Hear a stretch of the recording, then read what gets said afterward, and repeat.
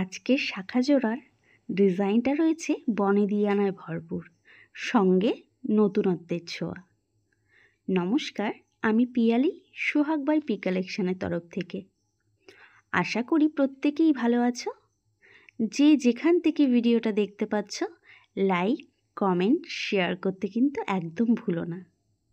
যারা একটু normal design পছন্দ করো কিন্তু মডার্নের ছোঁয়া থাকবে, তাদের জন্য কিন্তু আজকের শাখা জোড়া একদম অ্যাপ্রোপ্রিয়েট।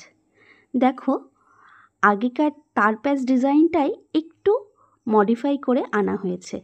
তার প্যাচই করা হয়েছে কিন্তু রাউন্ড শেপে নয়, রয়েছে ভি শেপে করা।